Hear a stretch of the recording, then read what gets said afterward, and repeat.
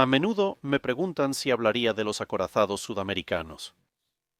A diferencia de los acorazados británicos o alemanes, que participaban en una carrera armamentista general, los sudamericanos competían contra barcos específicos. Por eso, revisar uno requeriría información sobre los otros para dar contexto, lo que haría que los tres videos fueran muy similares. Así que, en su lugar, vamos a analizar la carrera de acorazados sudamericanos y los barcos involucrados en un formato mucho más extenso aquí. La carrera armamentista en Sudamérica fue única. En otras grandes carreras armamentistas de la época, las naciones, salvo Japón al principio, podían construir sus propios acorazados y flotas en sus astilleros, comprando ocasionalmente a otras potencias navales. Sin embargo, los países sudamericanos no tenían el avance tecnológico suficiente para construir los acorazados modernos, los logros de ingeniería más complejos de su época. Esto se debía a que no era necesaria una industria así. Como hemos mencionado en otros videos, ciertos aspectos de la construcción de acorazados requerían industrias especializadas en la fabricación de cañones y blindaje que no pueden mantenerse solo con pedidos esporádicos cada par de décadas. Pero lo que sí tenían era dinero, porque a finales del siglo XIX y principios del siglo XX, las tres potencias más grandes de Sudamérica, Chile, Argentina y Brasil, poseían recursos naturales que eran difíciles de conseguir en otros lugares e imposibles de obtener en grandes cantidades en otro lado, así que la venta de estos materiales les dio mucho efectivo y, como sucede prácticamente con cualquier grupo de países sudamericanos, con más de un par de rencillas por resolver, inmediatamente decidieron apuntarse con armas unos a otros, usando gran parte de ese dinero para iniciar una especie de duelo mexicano, aunque con desafíos geográficos, entre sus respectivas armadas. Recuerden que el continente recién vivió una guerra entre Bolivia y Perú contra Chile, y antes varias guerras entre distintos países, principalmente por recursos naturales. Argentina y Chile mantuvieron una carrera armamentista bilateral en los años 1880 y 1890, ordenando una serie de pequeños acorazados y cruceros protegidos y blindados sorprendentemente poderosos, pero se suponía que todo eso ya había llegado a su fin en 1902, irónicamente, porque el gobierno británico había notado la tensión creciente entre ambas naciones y tenía acuerdos comerciales útiles con ellos. Para evitar que sus importaciones de grano argentino y nitrato chileno se vieran afectadas, los británicos intervinieron y mediaron un tratado similar al Tratado Naval de Washington, pero en versión reducida. Curiosamente, partes del tratado no se podían cumplir porque los barcos existentes superaban tanto a la industria nacional que no había grúas capaces de levantar las torretas, como exigía el desarme. Mientras tanto, Brasil estaba ganando dinero con la venta de café y caucho y estaba saliendo de un período de inestabilidad política tras el derrocamiento de la monarquía brasileña. Preocupados porque sus dos grandes rivales eran más fuertes, los brasileños reiniciaron todo apenas 2 años después de que se creía resuelto, aprobando un gran programa de adquisición naval. Aunque, como era típico, después de que todos estuvieron de acuerdo en que debían comprar buques de guerra, los políticos pasaron los siguientes 2 años discutiendo sobre cuáles buques de guerra en particular debían comprarse. Aunque los británicos perderían si se cancelaba esta política, ya que el pedido de una marina mediana casi seguro iría a sus astilleros, sabían que eso rompería el tratado que ayudaron a crear, así que intentaron persuadir a los brasileños de no seguir adelante. Pero ellos no estaban interesados y pronto tres pequeños acorazados estaban en construcción. Como en muchas historias del siglo XX y la historia naval, se construyó el His Majesty's Ship Dreadnought. Esto detuvo todo, ya que era obvio que los barcos recién ordenados estarían completamente obsoletos para cuando realmente fueran construidos. La orden se modificó rápidamente a una versión final que incluía tres acorazados tipo Dreadnought, uno tras los dos primeros, tres cruceros exploradores, 15 destructores, tres submarinos y dos barcos de apoyo para submarinos. Algunos serían después reducidos en alcance, pero el cambio principal fue el tipo de acorazado, financiado al eliminar una estipulación previa para cruceros blindados. Los tres pre-dreadnoughts fueron desmantelados y empezó la construcción de la clase Minas Gerais. Esta clase pondría temporalmente a Brasil en la cima de la jerarquía naval. Solo dos potencias navales más construían barcos de ese tipo: los británicos con el Dreadnought y la clase Bellerophon, y Estados Unidos con la clase South Carolina. Brasil superaría a potencias como Francia, Alemania, Rusia y Japón al tener un buque de guerra así, y sus barcos eran más poderosos que los estadounidenses o británicos. Con más de 19.000 toneladas en carga normal, estos barcos superaban al Dreadnought y al South Carolina, alcanzaban 21 nudos y contaban con 12 cañones principales de 12 pulgadas en 6 torretas dobles, dos al frente, dos atrás y una a cada lado en posiciones laterales desfasadas. Esto permitía una andanada lateral de 10 cañones, dos más que los británicos y estadounidenses, y una salva de 8 cañones al frente o atrás, el doble que los estadounidenses y un tercio más que los británicos. El barco tenía una batería secundaria de 22 cañones de 4.7 pulgadas en casamatas y 8 cañones de 47 milímetros sin tubos lanzatorpedos. La única debilidad del diseño era el blindaje de cinturón de 9 pulgadas, extenso pero más ligero que en buques británicos y estadounidenses. Estos barcos eran tan poderosos que muchos creyeron que era una estafa y que Brasil no los necesitaba. Periódicos de Estados Unidos, Reino Unido y Alemania acusaron a todos de usar a los brasileños como tapadera para construir barcos muy poderosos sin alertar a sus rivales. Entre los acusados figuraban los gobiernos de Estados Unidos, Gran Bretaña, Alemania y Japón. Aunque seguro los franceses y rusos se sintieron heridos por quedar fuera de la supuesta conspiración, también creo que varios gobiernos estaban confundidos al ser acusados por sus propios medios de participar en algo que sabían que no formaban parte, pero les preocupaba que alguien más sí lo organizara. Tras un artículo que sugería la intervención secreta del almirantazgo británico, algunos almirantes, confundidos, aclararon al Parlamento y al público que la Marina Real sí buscaba más acorazados avanzados, pero ya los estaban construyendo de forma pública. Por ello, pidieron que los dejaran trabajar en fortalecer la marina más poderosa del mundo abiertamente, en vez de acusarlos de actuar en secreto. El primer país sudamericano en reaccionar fue Argentina, preocupada de que un solo acorazado brasileño pudiera destruir tanto su flota como la chilena.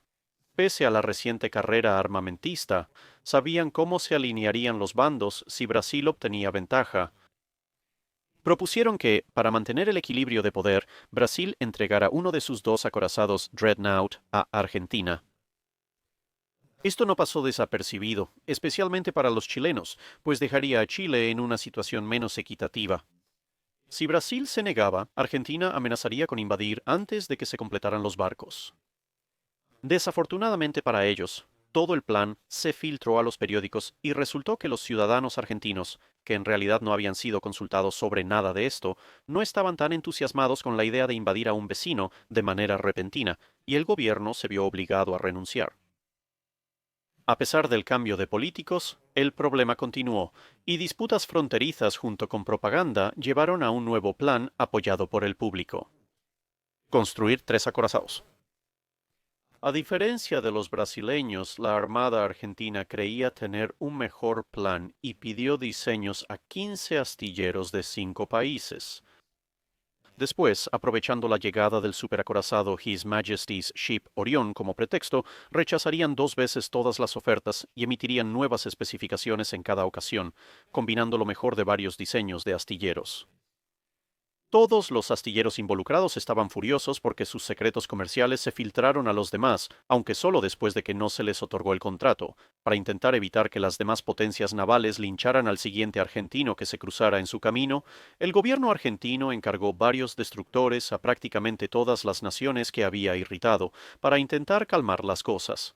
Finalmente, como ocurre con tantos contratos militares en la historia, la orden fue para el postor más bajo y la Fall River Ship and Engine Company de Estados Unidos obtuvo el contrato.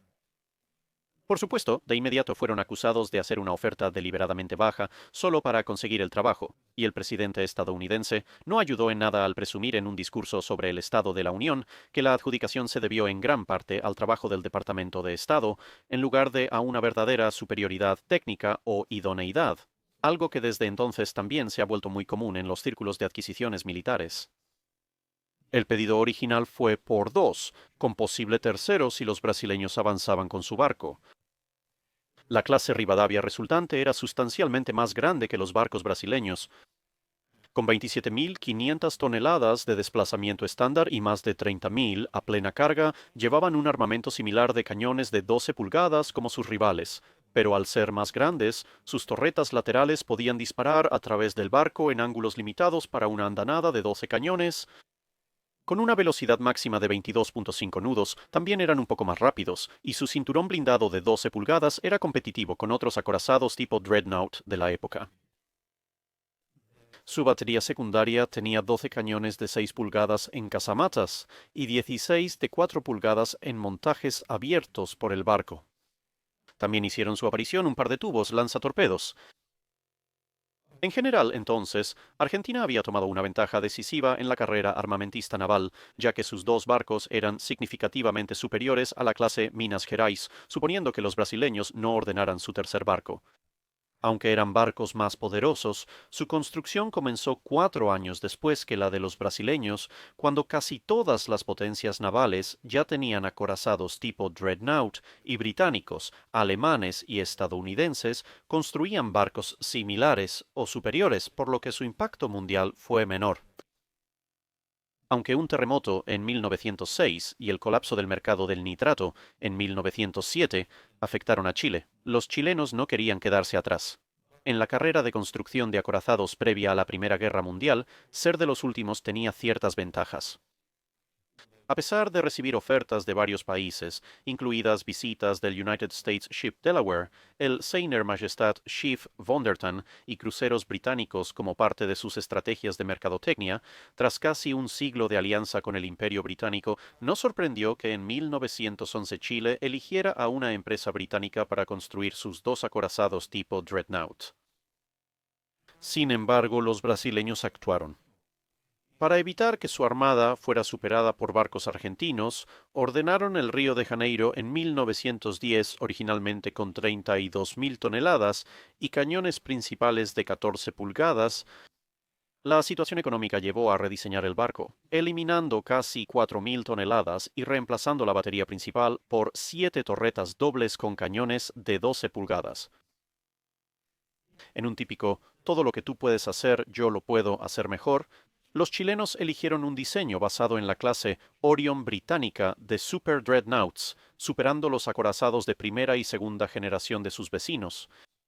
Aunque tenían un cinturón blindado más ligero, similar al de los barcos brasileños de 9 pulgadas, estos barcos alcanzaban casi 23 nudos y llevaban 10 cañones principales en 5 torretas dobles, 2 al frente, 2 atrás y una central, igual que los Super Dreadnoughts británicos de 13.5 pulgadas.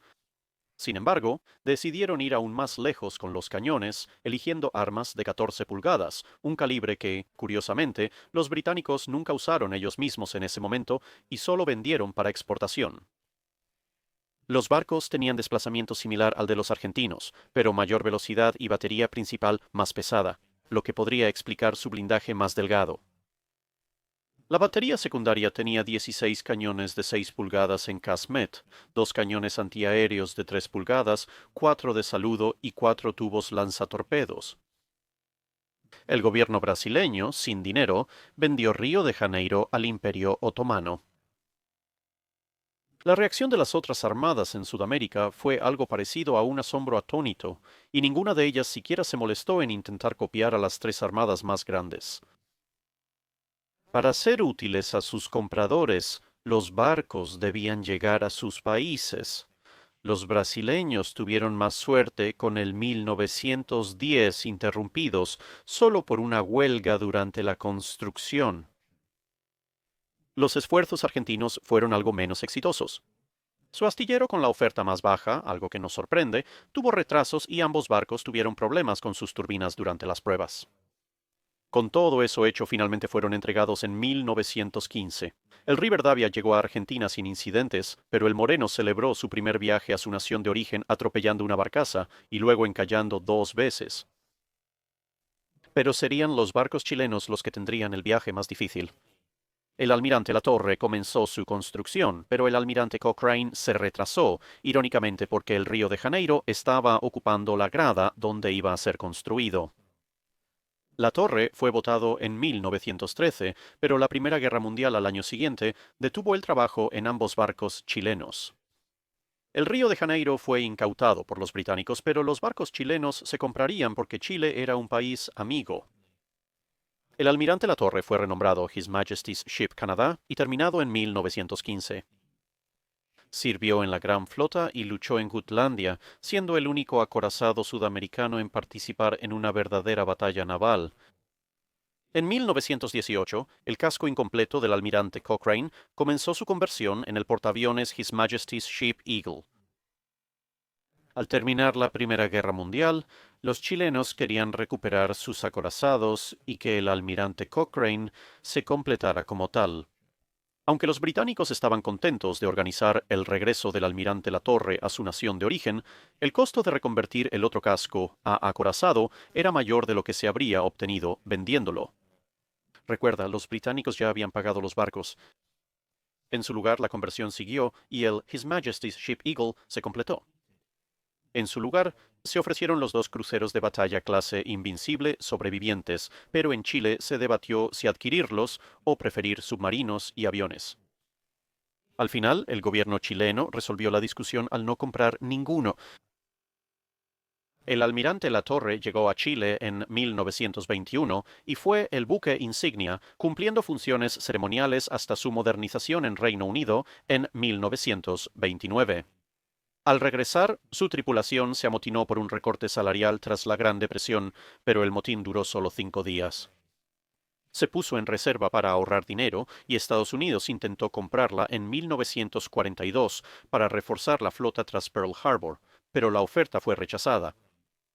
El barco volvió al servicio para patrullas de neutralidad y siguió activo hasta 1951, cuando un accidente lo llevó a la reserva y luego fue dado de baja y desguazado a finales de los años 50. Sobrevivió a su hermana, His Majesty's Ship Águila, hundida en 1942 por 4 torpedos del submarino U-70 y 3 mientras escoltaba un convoy en el Mediterráneo. Los barcos argentinos estuvieron en reserva la mayor parte de los años 20 por la depresión económica en Argentina, pero en 1924 fueron modernizados con varias mejoras menores, principalmente el cambio de carbón a petróleo. En los años 30 participaron en cruceros de entrenamiento y diplomáticos. Moreno estuvo en la revista naval de Spearhead en 1937. Con Argentina neutral en la Segunda Guerra Mundial, estuvieron inactivos y para 1948 ya no se movían. Ambos barcos fueron desguazados a finales de los 50 para pagar un portaaviones. Los barcos brasileños tenían condiciones terribles para la tripulación y poco después de llegar, gran parte de la flota se amotinó por este trato. A pesar de que los altos niveles del gobierno estaban más decididos a terminar el motín por la fuerza que a escuchar las demandas, tenían más apoyo en el gobierno general, y el motín terminó relativamente bien, con una amnistía declarada y mejoras en las condiciones laborales. Brasil ofreció sus barcos a la Gran Flota en 1917 al entrar en la guerra, pero los británicos los rechazaron por mal mantenimiento. Los barcos se modernizaron en 1920 y 1921, luego se usaron en ceremonias y para sofocar una revuelta en 1922. En 1924, el São Paulo se amotinó de nuevo y navegó hacia Uruguay, lo que requirió que el Minas Gerais lo siguiera y lo trajera de regreso. El Minas Gerais fue modernizado otra vez en los años 30, mientras el São Paulo ayudó a sofocar otra rebelión en 1932. Cuando salió su barco gemelo, el São Paulo ya estaba tan deteriorado que no valía la pena repararlo. Tras la entrada de Brasil en la Segunda Guerra Mundial, ambos buques sirvieron como barcos de guardia y fueron dados de baja después. El São Paulo fue enviado al desguace en 1951, pero desapareció en el Atlántico Norte durante una tormenta. El Minas Gerais llegó a un desguace sin desaparecer en 1954. Hay una nota al pie sobre esto. Tras vender el Río de Janeiro, el gobierno brasileño buscó construir el Riachuelo y optó por un diseño similar a los acorazados Queen Elizabeth y Clay's Revenge. Este sería el buque de guerra más poderoso de la carrera armamentista, pero su construcción apenas inició cuando estalló la Primera Guerra Mundial y fue cancelado en 1915. Eso es todo por este video. Gracias por vernos. Si tienes sugerencias de barcos para revisar, compártelas en los comentarios. Recuerda etiquetar tu pregunta con Q y A si quieres dejarla para el dique seco.